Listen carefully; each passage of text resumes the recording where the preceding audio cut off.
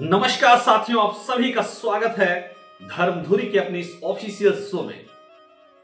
इस शो की शुरुआत करते समय, इस एपिसोड की स्टार्ट करते समय आप सबको इंट्रोड्यूस करना चाहूंगा कि मंगल प्लेनेट जो कि ऊर्जा का, साहस का, जमीन का, प्रॉपर्टी का, लैंड का कारक प्लेनेट है। 2025 में इसको राजा ग्रह भी कहा गया है। 2025 में मंगल प्लेनेट के इर्द गिर्द ही पूरी भचक मंडल गति करने वाला है। आज की जोडियक सिस्टम के अंदर ट्रांजिट मोशन में मैं चेक कर पा रहा हूं 5 अप्रैल को नवरात्रि के समय मंगल ग्रह कर्क राशि में गोचर करने वाला है। मंगल ग्रह जब कर्क राशि में नीच का होकर के गति करता है, रिश्तों में दिक्कतें आती हैं, रिलेशनशिप में दिक्कतें आती हैं, फैमिलियर इश्यूज डेवलप होते हैं, तनाव उत्पन्न होता है और टेंशन का कारक होता है। सबसे बड़ी बात आपको बताना चाहूंगा, मंगल जो कि अग्नि का कारक, चंद्रमा जल का कारक है, दोनों एक दूसरे के शत्रु होने की वजह से कहीं ना कहीं डिस्प्यूट को डेवलप करता है। मंगल ये जो गोचरीय परिवर्तन में नीच का हुआ है 5 अप्रैल 2025 को, ये आने वाले मई में भी नीच रहेगा और जून के 7 जून 2025 को जाकर के ये सिंहस्थ होगा। सिंह राशि में जाने से पहले मैं आप सबको एक सलाह देना चाहूंगा। 30 दिन इधर और 25 दिन इधर, 55 और 7 दिन उधर, लगभग 62 से 63 दिनों की ये जर्नी मंगल प्लेनेट की कर्क राशि में है। 2025 से ही मंगल के आधिपत्य में सब कुछ चीजें चल रही हैं। मंगल जो कि कहीं ना कहीं एनर्जीज का कारक है। जियोपॉलिटिक्स में भी आप देख पा रहे होंगे इस समय चारों तरफ कहीं टैरिफ का, कहीं टेरर का, इस समय डिस्प्यूट पूरे जियोपॉलिटिक्स में भी चल रहा है। अब यह मंगल प्लेनेट कर्क राशि में नीच हुआ है तो मैं आपको बताना चाहूंगा आपके रिश्तों में यह तनाव उत्पन्न कर सकता है। पारिवारिक गतिविधियों में वाद विवाद का कारक बन सकता है। हेल्थ के पॉइंट ऑफ व्यू से आपको बताना चाहूंगा, यह आपके स्वास्थ्य में ब्लड से रिलेटेड दिक्कतें उत्पन्न कर सकता है। साथ साथ में मंगल कैंसर में डिविलेटेड होने की वजह से पैरालिसिस जैसी बीमारियां या पैरालिसिस के अटैक्स भी आ सकते हैं, क्योंकि मंगल प्लेनेट कर्क राशि में गति करता है और बॉडी में 70% पार्ट जो कि है जल तत्व का माना गया है और 30% का जो पार्ट है वो लैंड का माना गया है। तो कहीं ना कहीं रुधिर में और धमनियों में दिक्कतों की वजह से न्यूरो एंड पैरालिसिस से रिलेटेड इश्यूज के डेवलपमेंट का टाइम पीरियड हॉरोस्कोप में इस समय चल रहा है। गोचर एक महत्वपूर्ण चीज होता है और जबकि माना गया है कि मंगल प्लेनेट अप्रॉक्सीमेटली 45 दिन तक एक राशि में रहता है। मंगल प्लेनेट गति करते हुए 7-8 जून के करीब 2025 में सिंह राशि में पहुंचेगा। वहां से मंगल का पॉजिटिव इफेक्ट्स एंड इन्फ्लुएंस आपके हॉरोस्कोप में होना शुरू होगा, क्योंकि अभी तक मंगल दंगल करता हुआ ही जा रहा था।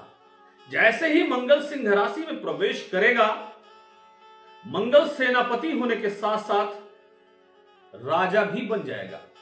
कई परिस्थितियों में आपने इतिहास में भी देखा होगा कि एक बार सेनापति, कई बार सेनापति राजा भी बन जाता है।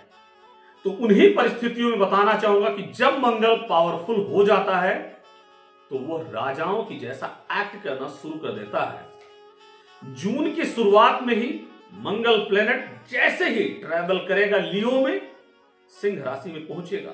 लेकिन अभी सिंह राशि में जाने से पूर्व मंगल कर्क राशि में चल रहा है। मंगल प्लेनेट का कर्क राशि में जाना किसी भी तरीके से आपको अपनी कुंडली में मंगल की प्लेसमेंट को देखना अत्यंत आवश्यक है।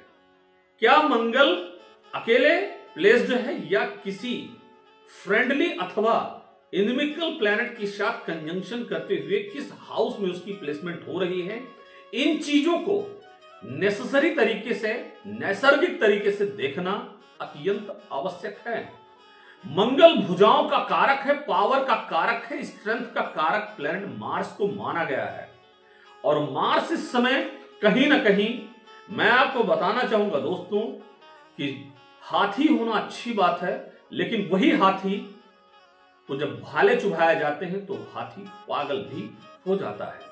इसी प्रकार से कहना चाहूंगा कि मंगल कर्क राशि में आकर के पागल हाथी की भांति हो जाता है। वो अपनी ही सेनाओं को भी रौंद देता है।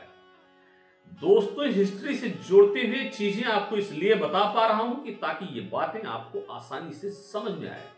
और मंगल का कैंसर में चलना, कैंसर में इसका ट्रेवल, मैं कह सकता हूं कि कहीं ना कहीं पूरे जियोपॉलिटिक्स में युद्ध के, तनाव के और टेरर के अटैक्स आपको देखने को मिल सकते हैं।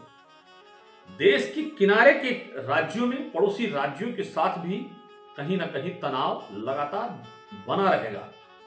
इसके अलावा कहना चाहूंगा कि ये जो मंगल प्लेनेट है, ये आपके राशिफल में किस प्रकार से गोचर कर रहा है, इन चीजों को जानना और समझना अत्यंत आवश्यक है। यदि मंगल कर्क राशि में है तो आपके मदर से रिलेटेड कहीं ना कहीं आपको नकारात्मक न्यूज सुनाई पड़ सकती है, या उनके हेल्थ से रिलेटेड दिक्कतें के आने का प्रबल योग बन सकता है। मंगल यदि आपकी जन्म कुंडली की 6वें घर में विराजमान है, if Mars planet is placed in the 6th house, आपको कहीं ना कहीं हेल्थ से रिलेटेड चीजों का सामना करना पड़ेगा। निर्भर करता है, यदि मंगल कुंडली में इनमिकल साइन में उसकी प्लेसमेंट है तो कहीं ना कहीं आपके रिश्तों में, आपके रिलेशनशिप में भी कहीं ना कहीं डिस्प्यूट्स आपको दिखाई पड़ेगा। आपका जो रिलेशनशिप अभी इतना अच्छा चल रहा था वो आपको टॉक्सिक टाइप का होता हुआ दिखने वाला है। तो प्रिय दोस्तों, नई नई प्रकार के रिलेशनशिप्स बनने के और बहुत पुराने रिलेशनशिप के ब्रेकअप का भी टाइम चल रहा है। तो इत्यादि चीजों की समरी ये बताने का मैंने प्रयास किया। और दोस्तों, यदि आप हमारे चैनल पर बिल्कुल नए हैं तो चैनल की बेल आइकन की घंटी को प्रेस कर दीजिए। मंगल इस प्रकार का है और इस प्रकार की नेगेटिव ऊर्जा को डेवलप कर रहा है।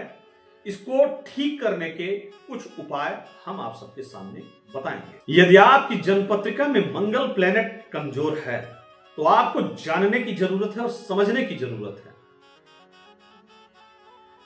अम राम अम ये मंत्र का जाप करें, नियमित हनुमान चालीसा का पाठ करें सुबह के समय। जो यह पढ़े हनुमान चालीसा, सिद्ध होय साखी गवरीशा। हनुमान चालीसा का पाठ करने से जो मंगल के नेगेटिव वाइब्रेंट है, नेगेटिव एनर्जीज हैं, वो आपकी धीरे धीरे कंट्रोल में आना शुरू हो जाएगा। ऑस्पिशियस रिजल्ट्स आपको अपने जीवन में दिखना शुरू हो जाएगा। इसके अलावा आप ओम नमो भगवते वासुदेवाय मंत्र का नियमित चैंटिंग भी कर सकते हैं। तो प्रिय दोस्तों, ये वीडियो आपको कैसा लगा अपने दोस्तों तक शेयर कर सकते हैं। मंगल अभी जून तक रहने वाला है कर्क राशि में।